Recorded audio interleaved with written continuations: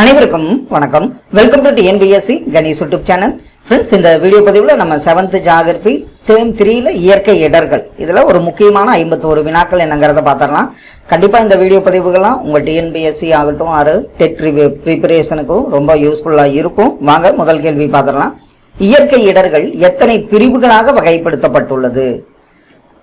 இயற்கை இடர்கள் பார்த்தீங்கன்னா 2 பிரிவுகளாக வகைப்படுத்தப்பட்டுள்ளது.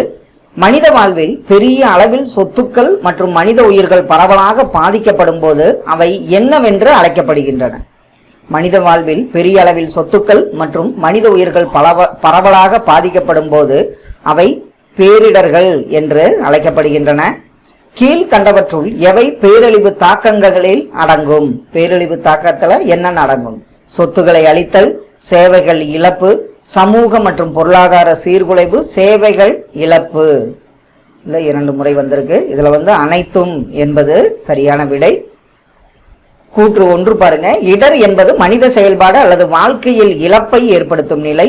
கூற்று 2 பொதுவாக இடர் என்பது ஒரு ஆபத்தான நிகழ்வு ஆகும்.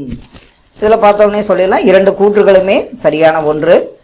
சூறாவளி என்பது கடலில் உருவாகும் ஒரு இயற்கை இடராகும். கூற்று 2 சூறாவளி நிலத்தை அடையும் போது சேதத்தை ஏற்படுத்துவதால் இது பேரிடர் என அழைக்கப்படுகிறது. இதுல பாத்தீங்கன்னா 2 கூற்றுகளுமே சரியான ஒன்று. சூறாவளி என்பது கடலில் உருவாகும் ஒரு இயற்கை இடர். சூறாவளி நிலத்தை அடையும் போது சேதத்தை ஏற்படுத்துவதால் இது பேரிடர் என அழைக்கப்படுகிறது. தவறான இணையை தேர்ந்தெடு. இயற்கை பேரிடர் ஆதாரம் நிகழ்வுகள். இதுல புவி உட்பகுதியில எரிமலை வரும், வானிலை பனிமழை வரும், சுகாதாரம் தொற்று நோய்கள் வரும், புவி மேற்பரப்புல சுனாமி என்பது தவறான நிகழ்வாகும். தொழில்நுட்ப போக்குவரத்து பேரழிவுகள், கட்டமைப்பு சரிவு போன்றவை எந்த ஆதார வகையை சார்ந்தவை? தொழில்நுட்ப போக்குவரத்து பேரழிவுகள், கட்டமைப்பு சரிவு போன்றவை எந்த ஆதார வகைன்னு பார்த்தீங்கன்னா சமூக தொழில்நுட்ப ஆதார வகையை சார்ந்தவையாகும். கீழ்கண்ட எந்த நிகழ்வுகள் நிலநடுக்கத்திற்கு காரணமாகி விடுகின்றன? புவித்தட்டுகளின் நகர்வு, நிலச்சரிவு, மேற்பரப்பு பிளவு, எரிமலை வெடிப்பு. இது அனைத்துமே இல்ல. உங்களுக்கு புவித்தட்டுகள் நகர்வு, நிலச்சரிவு, மேற்பரப்பு பிளவு, இதுல எரிமலை வெடிப்புங்கிறது ஏற்படாது. இதுல 1, 2, 3 காரணிகள் சரியான ஒன்று. நிலநடுக்கத்தால் ஏற்படும் பாதிப்புகளில் சரியானதை தேர்ந்தெடு. வெள்ளம், சுனாமி, நிலச்சரிவு, மின்சாரம் துண்டிப்பு, நீர்க்குழாய்கள் உடைதல், இதுல அனைத்துமே சரியான ஒன்று. 2018 மே 2 மற்றும் 3 வட இந்தியாவில் வீசிய புழுதி புயலால் ஏற்பட்ட பாதிப்புகள் எவை? உத்தரப்பிரதேசத்தில் 43 பேர் இறந்தனர், ராஜஸ்தானில் 35 பேர் இறந்தனர், 200க்கு மேற்பட்டோர் காயமடைந்தனர், 8000 மின்கம்பங்கள் கீழே சாய்ந்தது. இது 2018 வட இந்தியாவில் வீசிய புழுதி புயலால் ஏற்பட்ட பாதிப்புகள்ல அனைத்துமே சரியான ஒன்று. 2004 சுனாமிக்கு பிறகு தமிழகத்தை தாக்கிய மிக மோசமான புயல், அந்த புயல் தான் கஜா புயலாகும். கீழ்கண்டவற்றுள் ஆழிப்பேரலை ஏற்பட காரணமாக இருப்பவை எவை? ஆழிப்பேரலை இதுல பாத்தீங்கன்னா அனைத்துமே சரியான ஒன்று. நிலநடுக்கம், கடல் நிலச்சரிவு, எரிமலை வெடிப்பு, குறுங்கோள்கள் அனைத்துமே ஆழிப்பேரலை ஏற்பட காரணமாக இருப்பவையாகும். சுனாமி என்ற சொல் எந்த மொழியிலிருந்து பெறப்பட்டது? சுனாமி இது ஜப்பானிய மொழி சொல்லாகும். வெள்ளப்பெருக்கினால் ஏற்படும் பாதிப்புகளில் சரியானதை தேர்ந்தெடு. உயிரிழப்பு, இடப்பெயர்வு, தொற்று நோய்கள் பரவுதல், இது அனைத்துமே சரியான கூற்று. புயல் என்பது எவ்வாறு வரையறுக்கப்படுகிறது? புயல் என்பது பாத்தீங்கன்னா உயர் அழுத்தத்தால் சூழப்பட்ட குறைவழுத்த காற்றலால தான் புயல் என்பது வரையறுக்கப்படுகிறது. நாகப்பட்டினத்தை சுற்றிலும் கஜா புயல் எப்போது ஏற்பட்டது? அது கஜா புயல் ஏற்பட்ட நாள் பார்த்தீங்கன்னா 2018 நவம்பர் 10 ஏற்பட்டது. கூற்று 1 நெரிசல் என்பது மக்கள் கூட்டத்தில் திடீரென ஏற்படும் பாதிப்பு. கூற்று 2 மூச்சு திணறல், மிதித்ததனால் காயம் போன்றவை இதன் விளைவுகள். இதில் 2 கூற்றுகளுமே சரியான ஒன்று. மக்கள் கூட்ட நெரிசலானது கீழ்கண்ட எவற்றால் தடுக்கப்படுகிறது?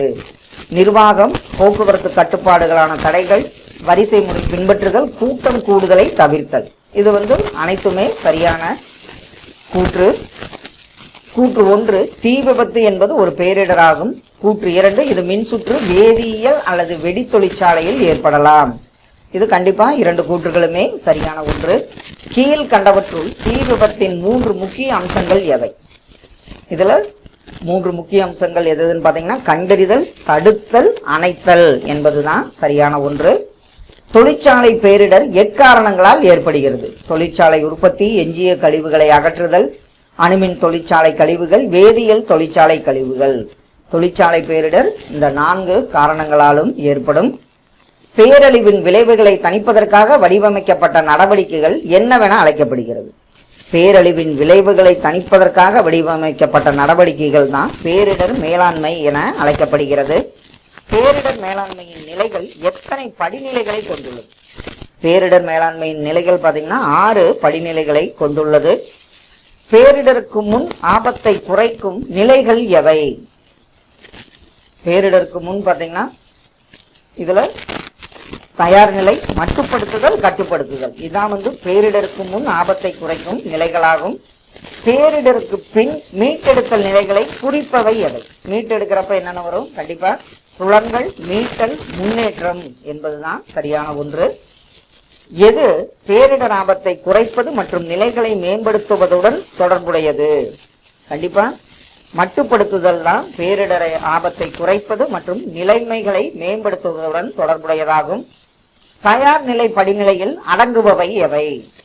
அரசின் அவசர நிலை திட்டங்கள், எச்சரிக்கை அமைப்பை மேம்படுத்துதல், சரக்குகளின் பராமரிப்பு, பொதுமக்கள் விழிப்புணர்வு, கல்வி மற்றும் தனிநபர் பயிற்சி. இது அனைத்துமே தயார் நிலை படிநிலையில் அடங்குபவை ஆகும். பேரிடர் தொடங்க உள்ளது என்ற செய்தியை மக்களுக்கு தெரிவிப்பது எந்த படிநிலை? பேரிடர் தொடங்க போகுதுன்னு மக்களுக்கு தெரிவிப்பது பாத்தீங்கன்னா ஆரம்பகால எச்சரிக்கை படிநிலையாகும். பேரிடரின் தாக்கம் என்பது கீழ்கண்ட எவற்றை குறிக்கும்? பேரிடர் நிகழும் கால அளவு, பேரிடரினால் ஏற்படும் பாதிப்பு. இது ரெண்டும் தான் சரியான ஒன்று. பேரிடர் மேலாண்மை, பேரிடர் முன்னெச்சரிக்கை இதுல தாக்கத்தில் வராது. கீழ்கண்டவற்றுள் துலங்கல் நடவடிக்கைகளில் அடங்குபவை எவை? நிவாரணம் வழங்குதல், மீட்பு, சேதார மதிப்பீடு, தேவையற்ற குப்பைகளை நீக்குதல், ஆரம்பகால எச்சரிக்கை. இது துலங்கல் நடவடிக்கைகள்ல பாத்தீங்கன்னா நிவாரணம் வழங்குதல், மீட்பு, சேதார மதிப்பீடு, தேவையற்ற குப்பைகளை நீக்குதல் இந்த காரணிகள் அடங்கும். பேரிடருக்கு பின் மீட்பு நிலை எத்தனை நிலைகளை உள்ளடக்கியது? பேரிடருக்கு பின் மீட்பு நிலை பாத்தீங்கன்னா 3 நிலைகளை உள்ளடக்கியது. கூற்று 1, மறுவாழ்வு என்பது தற்காலிக பொருள்கள் மற்றும் வீடுகள் வழங்குதல். கூற்று 2, மறுவாழ்வு என்பது குறுகிய காலத்திற்கு உதவக்கூடியது. இதுல 2 கூற்றுகளுமே சரியான ஒன்று. பேரிடர் மேலாண்மையின் மறுசீரமைப்பு பணியில் எவை அடங்கும்? கட்டட மறுசீரமைப்பு, முன்னறிவிப்பு எச்சரிக்கை, எச்சரிக்கை மையங்களை அமைத்தல், அடிப்படை வசதிகளை அமைத்தல். இதுல பேரிடர் மேலாண்மையில மறுசீரமைப்புல கட்டட மறுசீரமைப்பு, அடிப்படை வசதிகள் வழங்குதல் 1, 4 காரணிகள் சரியான ஒன்று. பேரிடர் மேலாண்மை எச்சரிக்கை நிகழ்வுகள் மக்களின் எதனோடு தொடர்புடையதாக இருக்க வேண்டும்? மக்களோட கல்வி மற்றும் பயிற்சியினுடன் தொடர்புடையதாக இருக்க வேண்டும். வளர்ந்து வரும் பொருளாதாரத்தில் வளர்ச்சி மேம்பாடு திட்டம் என்பது எதன் செயல்பாடாகும்? எந்த கால செயல்பாடுன்னு பாத்தீங்கன்னா வளர்ந்து வரும் பொருளாதாரத்தில் வளர்ச்சி மேம்பாடு என்பது தற்போதைய செயல்பாடு ஆகும். மீட்டெடுத்தலை விட இயற்கை பேரிடரை மட்டுப்படுத்துதல் என்பது எத்தகையது? அதுல பாத்தீங்கன்னா மீட்டெடுத்தலை விட இயற்கை பேரிடரை மட்டுப்படுத்துதல் என்பது குறைந்த செலவுடையதாகும். பேரிடர் மேலாண்மையின் அடங்குபவை எவை? பேரிடர் மேலாண்மையில நிர்வாக கொள்கையை முறையான வழிமுறையில் பயன்படுத்துதல், நிறுவன மற்றும் செயல்பாட்டு திறன்களை வளர்த்தல், சமாளிக்கும் திறனை அதிகப்படுத்துதல். இதுல அனைத்து காரணிகளும் சரியான ஒன்று. இந்திய பெருங்கடலில் சுனாமி எச்சரிக்கை மையங்களை அமைத்துள்ள நிறுவனங்கள் எவை? அறிவியல் மற்றும் தொழில்நுட்பத்துறை, விண்வெளித்துறை, அறிவியல் மற்றும் தொழிலக ஆய்வு மன்றம். இதுல இந்த 3 துறைகளுமே இந்திய பெருங்கடலில் சுனாமி எச்சரிக்கை மையங்களை அமைத்துள்ள நிறுவனங்களாகும். தேசிய பேரிடர் மேலாண்மை ஆணையம் எவ்வாறு அழைக்கப்படுகிறது? இது பாத்தீங்கன்னா national disaster management authority NDMA என்று அழைக்கப்படுகிறது. NDMAவின் முதன்மை நோக்கங்கள் எவை? பேரிடர்களுக்கான செயற்பாடுகளை ஒருங்கிணைத்தல், பேரழிவு நெகிழித்திறனில் மேம்பாடு, நெருக்கடி கால செயல்பாடு, பேரிடர் மேலாண்மையை குறைத்தல். இதுல பாத்தீங்கன்னா பேரிடருக்கான செயல்பாடுகளை ஒருங்கிணைத்தல், பேரழிவு நெகிழித்திறனில் மேம்பாடு, நெருக்கடி கால செயல்பாடு. இதுதான் NDMAவின் முதன்மை நோக்கமாகும். பேரிடர் மேலாண்மை சட்டம் இந்திய அரசால் எப்போது கொண்டு வரப்பட்டது? அந்த சுனாமி தாக்கிய பின்பு 2005 டிசம்பர் 25 கொண்டு வரப்பட்டது. 2005 சட்டத்தின் கீழ் அமைக்கப்பட்ட சிறப்பு மீட்பு படை எது? 2005 சட்டத்தின் கீழ் அமைக்கப்பட்ட சிறப்பு மீட்பு படை தேசிய பேரிடர் மறுமொழி படையாகும். இந்தியாவில் பேரிடர் பயிற்சி மற்றும் திறன் மேம்பாட்டிற்கான முதன்மை நிறுவனம் எது? இதுல பாத்தீங்கன்னா national disaster management information system S வந்திருக்கணும், NDMI எஸ் ஆகும். தமிழ்நாடு பேரிடர் மறுமொழிப்படை எத்தனை போலீஸ் தனிப்படையுடன் அமைக்கப்பட்டது? தமிழ்நாடு பேரிடர் மறுமொழிப்படை பாத்தீங்கன்னா 80 போலீஸ் தனிப்படையுடன் அமைக்கப்பட்டுள்ளது. கூற்று 1, மாநில ஆணையம் தயார் நிலைக்கு பொறுப்பு, மாவட்ட ஆணையம் மாவட்ட அளவிற்கு பொறுப்பு. இதுல 2 கூற்றுகளுமே சரியான ஒன்று. மாநில பேரிடர் மேலாண்மை திட்டம் 2018-2030 எந்தெந்த துறையால் தயாரிக்கப்பட்டது? 2018 to 2030 வரை அது வருவாய் மற்றும் பேரிடர் மேலாண்மை துறையால் தயாரிக்கப்பட்டது. தீ விபத்து அவசர சேவைக்கு அழைக்க வேண்டிய எண் எது? தீ விபத்து அவசர சேவைக்கு அழைக்க வேண்டிய எண் 101 ஆகும். அவசர கால மருத்துவ உதவிக்கு அழைக்க வேண்டிய எண் 108 ஆகும். எதை வைத்துள்ளோரை வாகனம் ஓட்ட அனுமதித்தால் சாலை விபத்தை தருவிக்கலாம்? அவங்க கண்டிப்பா லைசன்ஸ், டிரைவிங், ஓட்டுநர் உரிமம் பெற்றிருக்க வேண்டும். புவி அதிர்ச்சி எதனால் ஏற்படுகிறது? சூறாவளி, சுனாமி, தொழிற்சாலை விபத்து, வறட்சி. அப்படியே ஆப்ஷன்ல பாருங்க. புவி அதிர்ச்சி பிளவு ஏற்படும், சூறாவளி புயலின் கண் ஆகும், சுனாமி ராட்சத அலைகள் ஏற்படும், தொழிற்சாலை விபத்து கவனமின்மை, வறட்சி சமமற்ற மழையினால் வறட்சி ஏற்படும். கூற்று மாசடைதல் காரணமாக இயற்கை இடர்களை சந்தித்துக் கொண்டிருக்கிறோம். காரணம் நவீன உலகத்தில் அனுதினமும் மகிழ்ச்சியாக வாழ முடியாது. இதுல கூற்று மற்றும் காரணம் சரி, விளக்கம் சரியாக இருக்குங்கிறது தான் சரியான விடை. ஃப்ரெண்ட்ஸ், இந்த வீடியோ பதிவுல நம்ம 7th டேர்ம் 3 பேரிடர் மேலாண்மை என்னங்கிறத பார்த்தோம். கண்டிப்பா இந்த வீடியோ பதிவு உங்க ரிவிஷனுக்கு ரொம்ப யூஸ்ஃபுல்லா இருக்குன்னு நம்புறோம். Thank you for your support.